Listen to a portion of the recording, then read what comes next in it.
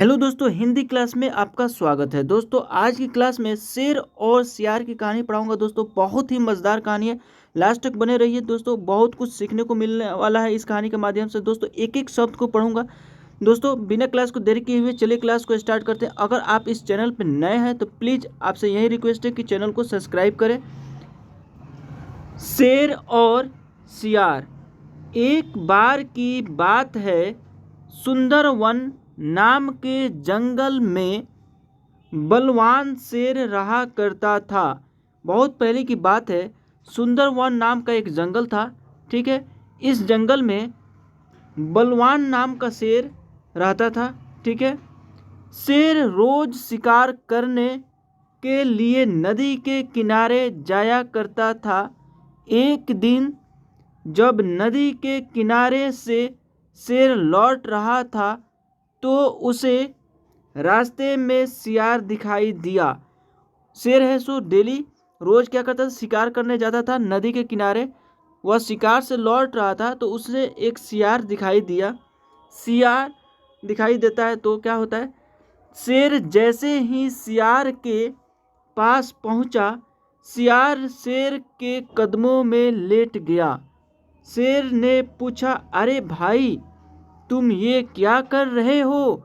और शेर ने पूछा, अरे भाई तुम ये क्या कर रहे हो, मेरे कदम में क्यों लेटे हो? ठीक है, सियार बोला, आप बहुत महान हैं। सियार बोलता है, आप बहुत महान हैं, आप जंगल के राजा हैं। और वो उसे बताता है कि आप जंगल के राजा हैं, मुझे अपना सेवक बना लीजिए। और बोलता है कि मुझे आप अपना सेवक बना लीजिए, आप बहुत ही महान और बहुत ही ताकतवर हैं और इस जंगल की राजा हैं। मैं पूरी लगन और निष्ठा से आपकी सेवा करूंगा। और से सियार है सो शेर से कहता है कि मैं पूरा लगन और निष्ठा से आपकी सेवा करूंगा। इसके बदले में आपके शिकार में से जो कुछ भी बचेगा मैं वो खा लिया करूंगा। शेर ने सियार की बात मान ली और उसे अपना सेवक बना लिया।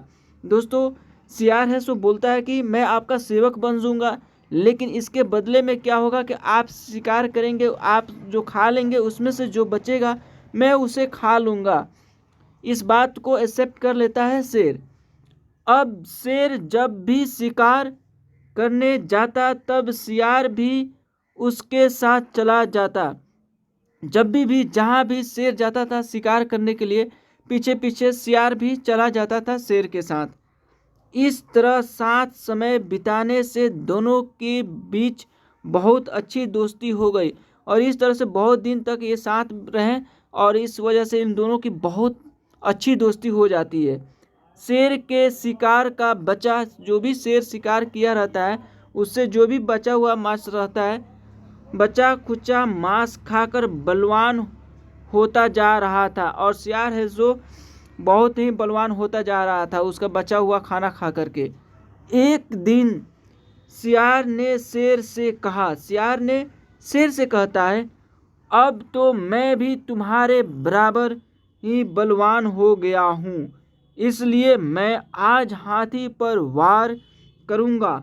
जब वो मर जाएगा तो मैं हाथी का मांस खाऊंगा, मेरे से जो मांस बच जाएगा वो तुम खा लेना। अब सियार है सो उल्टा में इसको बोलता है कि मैं तुम्हारे इतना ताकतवर बलवान हो गया हूँ, अब मैं हाथी का शिकार करने जा रहा हूँ और हाथी का शिकार करूँगा, उसमें मैं खाऊंगा, मेरे से जो बचेगा फिर तुम खाना। शेर को लगा कि सियार दोस्ती में ऐसा मजाक, अब शेर को लगता है कि सियार को ऐसे दोस्ती में मजाक कर रहा है। ठीक है, मजाक कर रहा है, लेकिन सियार को अपनी शक्ति पर कुछ ज़्यादा ही घमंड हो चला था। लेकिन सियार है सो वो उसको घमंड हो गया था अपने शक्ति पे, थोड़ा सा क्या मोटा ताज़ा हो गया था, इसे अपने घमंड पे आ गया था। सियार पेड़ पर चढ़कर बैठ गया और हाथी का इंतजार करने लगा। शेर को हाथी की ताकत का अंदाज था, इसलिए उसने सियार को बहुत समझाया लेकिन वो नहीं माना। शेर की ताकत कितना होती है ये हाथी की ताकत कितना होती है ये शेर को मालूम था, लेकिन सियार को बहुत समझाया लेकिन वह समझा नहीं। वह इंतजार करने लगा हाथी का शिकार करने के लिए। तभी उस पेड़ के नीचे से एक हाथी गुजरने लगा। सियार हाथी पर हमला करने के लिए उस पर कूद पड़ा, लेकिन सियार सही जगह छलांग नहीं लगा पाया। सियार ने तो हाथी का शिकार करने के लिए छलांग तो लगाया, कूदा, लेकिन उस सही निशाने पे वह कूद नहीं पाया और हाथी के पैरों में जा गिरा। हाथी ने जैसे ही पैर बढ़ाया वैसे ही सियार उसके पैर के नीचे कुचल गया। हाथी जैसे ही पैर को आगे बढ़ाता है वैसे ही हाथी के पैर से वह कुचल जाता है। इस तरह सियार ने अपने दोस्त शेर की बात न मानकर बहुत बड़ी गलती की और अपने प्राण गंवा दी और वह मर जाता है, उसका प्राण चला जाता है। दोस्तों, इस कहानी के माध्यम से आप क्या शिक्षा लिए, आइए जानते हैं। हमें कभी भी किसी बात पर घमंड नहीं करना चाहिए। हमें कभी भी किसी भी बात पर घमंड नहीं करना चाहिए और अपने सच्चे दोस्त को नीचा नहीं दिखाना चाहिए। और जो भी आपके सच्चे दोस्त हैं, मित्र हैं, उन्हें कभी भी नीचा नहीं दिखाना चाहिए किसी भी बात पे। दोस्तों, इस कहानी के माध्यम से हमें यह शिक्षा मिली। कमेंट करके बताइए आपको कहानी कैसा लगा और मिलते हैं अगले क्लास में। तब तक के लिए जय हिंद, जय भारत।